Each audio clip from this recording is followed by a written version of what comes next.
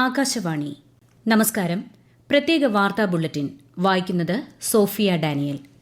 രാഷ്ട്രപതിയുടെ അഭിസംബോധനയിന്മേലുള്ള നന്ദിപ്രമേയ ചർച്ചകൾ പാർലമെന്റിന്റെ ഇരുസഭകളിലും ഇന്ന് നടന്നു.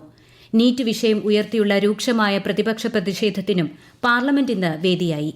ബിജെപി അംഗങ്ങളായ അനുരാഗ് സിംഗ് ഠാക്കൂർ, ബാംസുരി സ്വരാജ്, പ്രതിപക്ഷ നേതാവ് രാഹുൽ ഗാന്ധി, കോൺഗ്രസ് ദേശീയ അധ്യക്ഷൻ മല്ലികാർജ്ജുൻ ഖർഗെ തുടങ്ങിയവർ ചർച്ചയിൽ പങ്കെടുത്തു.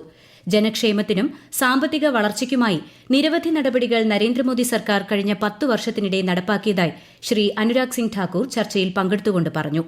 നീറ്റ് പരീക്ഷാ ക്രമക്കേട്, അഗ്നിവീർ പദ്ധതി, മണിപ്പൂർ കലാപം, വിലക്കയറ്റം, കർഷക പ്രശ്നങ്ങൾ എന്നിവ ഉയർത്തി കേന്ദ്ര സർക്കാരിനെതിരെ രൂക്ഷ വിമർശനമാണ് ശ്രീ രാഹുൽ ഗാന്ധി സഭയിൽ ഉന്നയിച്ചത്. നീറ്റ് ക്രമക്കേട് ചർച്ച ചെയ്യുന്നതിന് മാത്രമായി സഭ ഒരു ദിവസം മാറ്റിവെക്കണമെന്ന ആവശ്യവും മുന്നോട്ടുവച്ചു.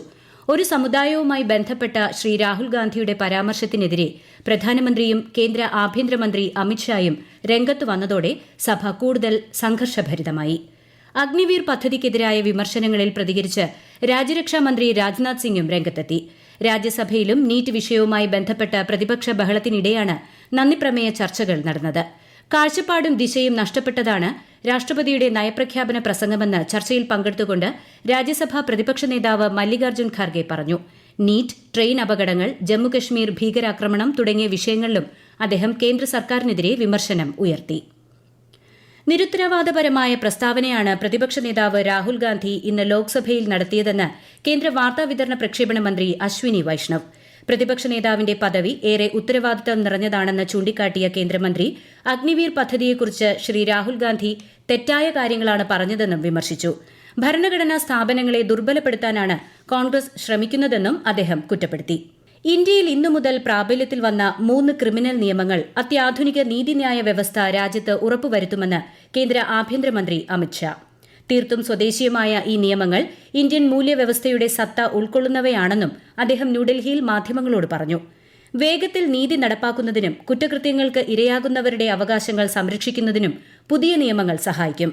സ്ത്രീകൾക്കും കുട്ടികൾക്കും എതിരായ കുറ്റകൃത്യങ്ങളിൽ ശിക്ഷയുറപ്പാക്കുന്നതിന് പ്രത്യേക പ്രാധാന്യം ഈ നിയമങ്ങളിലൂടെ നൽകുന്നതായും ശ്രീ അമിത്ഷാ വ്യക്തമാക്കി. കുട്ടികളെ ബലാത്സംഗം ചെയ്യുന്നവർക്ക് വധശിക്ഷയും കൂട്ടബലാത്സംഗത്തിന് 20 വർഷമോ ജീവപര്യന്തമോ തടവ് ശിക്ഷയും പുതിയ നിയമം ഉറപ്പുവരുത്തുന്നു. ആൾക്കൂട്ട ആക്രമണങ്ങൾക്കെതിരായും കർശന വ്യവസ്ഥകൾ നിയമത്തിലുണ്ടെന്ന് ശ്രീ അമിത്ഷാ പറഞ്ഞു.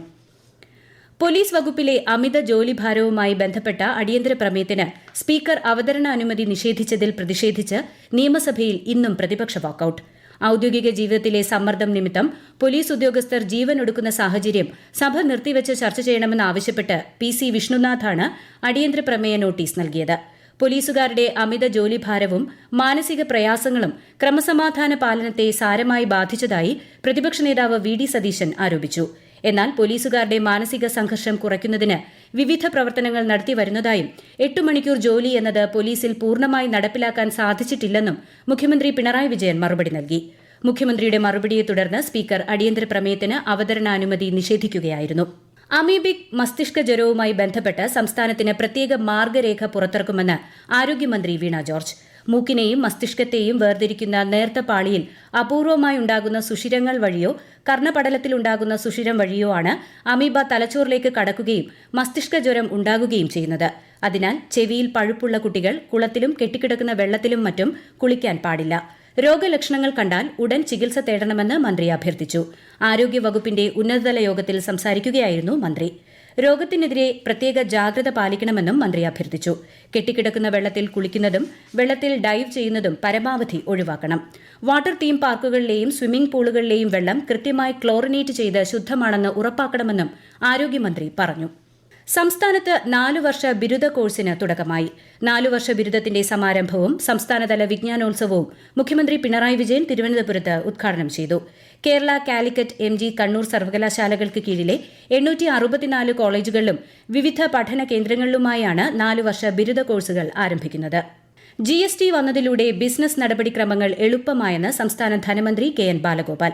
തിരുവനന്തപുരം മാസ്കറ്റ് ഹോട്ടലിൽ central GST and customs Thiruvananthapuram zone സംഘടിപ്പിച്ച 7ാമത് GST ദിനാചരണത്തിൽ മുഖ്യാതിഥിയായി പങ്കെടുക്കുകയായിരുന്നു അദ്ദേഹം.